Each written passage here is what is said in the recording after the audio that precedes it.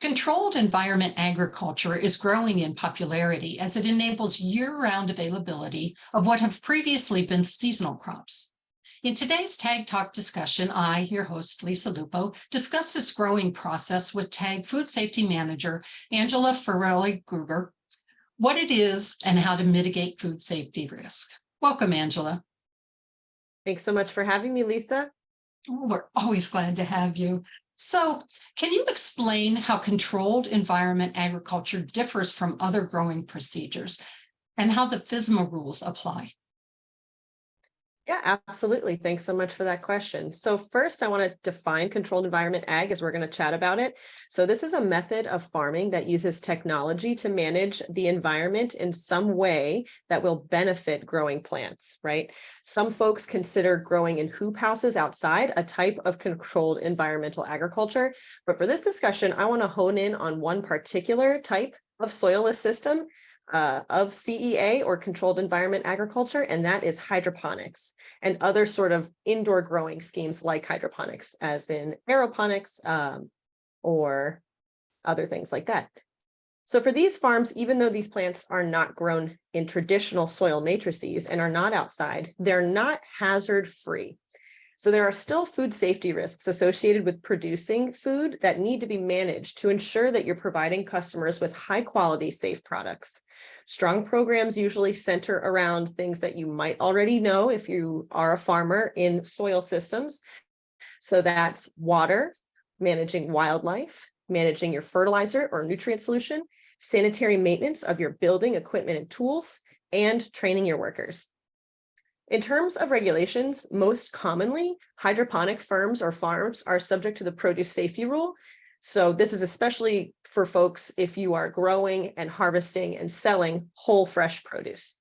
Depending on what you are growing and if you are processing, you could also be subject to the preventive control rules for human food. So if you are growing something and cutting it after harvest, like chopping up a salad or chopping or slicing a tomato, you would be subject to the preventive control rule for human foods.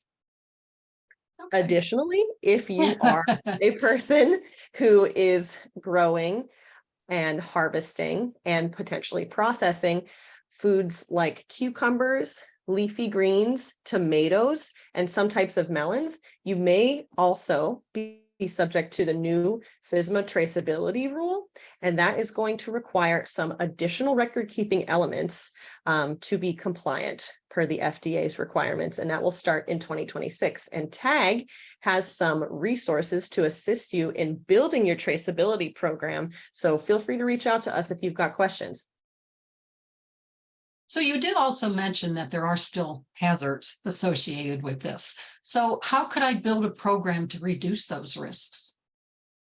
Of course, yeah, I'll go over a couple right now. So compared to field cultivation, the associated hazards are still present in controlled environment ag, but they're going to look a little bit different in some instances, and they might have different management strategies. So I'll expand on a few here, right? So similar to field cultivation, investment in worker training is going to be your lowest hanging fruit and the biggest bang for your buck. You want to build a strong food safety culture with your training program, because that's going to ensure that everybody has a shared want in making food that is safe and high quality for folks. So they are well trained to know how to work safe, how to spot things that are happening that aren't safe, and how to manage them to prevent hazards from forming. So another one is restricting animals from the grow space. So this is really important, right? In field agriculture and soil-based systems, we usually think about birds, and we think about influence of cows and other ruminants into our grow space. And inside, we kind of shift this a little bit to think about sometimes smaller animals. We will still think about birds and how to manage birds. You're also going to think about rodents. Domestic cats are something we see a lot of in these greenhouse and indoor growing operations. So we want to make sure we're managing them so they are not able to contaminate our growing area. Managing agricultural inputs of animal origin may or may not be needed in this type of system, especially for hydroponics, unless you are a hydroponic producer that is using and your nutrient solution something that was derived from animals like blood meal, bone meal, or something that was derived from manure. And then I also want to just quickly chat about water. So water is a really important element for hydroponic growing, right? And it is also a very big source to manage in terms of food safety, right? We want our water quality to be good so that it grows our crops nice and healthy. And so with that, in hydroponic systems, right, it's a little tricky because we usually have some sort of recirculating water system, whether if you're in deep water culture, you're using a lot of water, or if you are in the trough based sort of NFT schemes, you're using some recirculated water. So knowing what your water quality is at the start of the use of that water and being able to track your microbial water quality throughout your use of that water.